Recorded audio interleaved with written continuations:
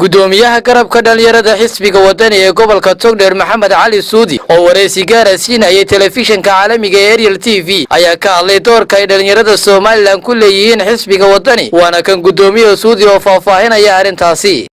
dawladii hore soo maray Soomaaliland inay aad iyo aad u hooseysay doorkoodu muhiimad weyn aan la siin jirin dalka xilalkiisa iyo dhaqdhaqaaqa ugu badan inta ka socda wuxuun ba isku koobi jiray oo intii ka soo shaqeyn jirtay dawladii hore haday tahay dawladii Soomaaliya siyaad bare iyo wixii ka dambeeyay laakiin xisbiga wadani wuxuu muhiimad xoog siinaya dhalinyarada waa xooga koobaad ee isbedelka sameeya horumarka sameyn kara saameynta iibgeyn kara Soomaalilandnimada iibgeyn kara oo daafaha dunida ka iibgeyn kara tusaale ahaan dee adigu wiil dhalinyaro ah tahay waxaad ka qayb qaadanaysaa dee horumarkii dalka sidoo kale dee xisbiga wadani 30% wuxuu u qoondeeyay in uu door muhiim ah siiyo dhalinyarada waxaad ka warhaysaan wada ognahayba xogeyaasha ugu muhiimsan xisbiga ama taageerada ugu waaweyn ku dhaqaaqayaaba inay yihiin dhalinyaro haday tahay xagga campaign-ka haday tahay xogeyaasha waxa bayna oran karnaaba 50% hadda xisbigu isagaan dawladba gaadhin ayuu cududii dhalinyarada kaga shaqeysiyay oo ay shaqeynayaan tusaalahaan oo kale hadii la magacaabo toban wasiir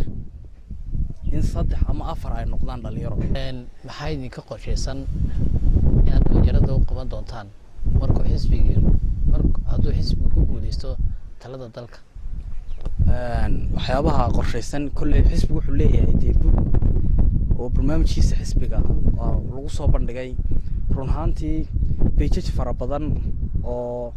aan filayo page-ka ugu badan ee buuga waxa ku yaala Maxamed Cali Suudi gudoomiyaha garabka dhalinyarada xisbiga wadani ee gobolkan Togdheer oo hadalkiisa si wata ayaa fariin ku aadan qaadashada kaarka codbixiyaasha u diray dhalinyarada gobolka Togdheer iyo guud ahaanba taageerayaasha xisbiga wadani. qaadashada kaarka codbixiyaasha doorashooyinka ayaa ka socda gobolka Togdheer maxaad ugu baaqaysaa dhalinyarada gobolkan Togdheer gaar ahaan dhalinyarada xisbiga wadani gobolka Togdheer alxamdulillah meel fiican bay maraysaa horta kaar qaadashadu oo intii ugu badneed gobolka meel fiican bay maraysaa markii reportkii commissionka ay eegnay dhalinyarada gobolka Togdheer waxaan ugu baaqaynaa in gobol baa loo tartamaya oo waxa loo tartamaya degmo in ay kaarka qaataan oo qofka kaarka qaata wuxuu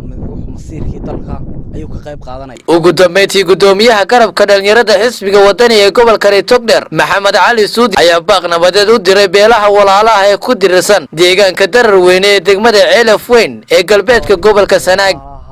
dirirtu ku dhex martay halka muslimka ahaa ee Soomaaliland diriska ahaa ee inabtiga ee jifooyinka yaryar ee hoose ahaa waxaan leenahay dagaalka inaga joojiya dagaalku xal maaha dagaalka wiil baa ku dhintay wiilku dhasho nabadda inaga u baahan iyadoo nooma baahna marka waxaan u baaqayaa xukuumadda iyo culimada iyo waxgaradka iyo waayeelkaba inay iyaguna dhex galaan oo arrinta xalkeeda ay raadiyaan ayaan ugu baaqayaa iyaguna ay dagaalka inaga joojiyaan imika dalku meel aad iyo aad u fiican buu marayaa waynu ka soo gudubnay waqtigii dagaaladii iyo isqabqabsigii xalka waxa looga fadhiyaa xukuumadda meel kasta oo xalkeedu uu galo inay gasho ay xaya wuxuu haday tahay golo deegaan haday tahay mid baarlamaan iyo haday tahay mid madaxweyneba intaba uu ka qayb qaadanaya marka waxaan ugu baaqaynaa dhalinyarada gobolka Togdheer in ay kaarka qaataan dhamaantood Cabdilaahi Maxamuud Muuse Xudayfi Ariel TV Burco.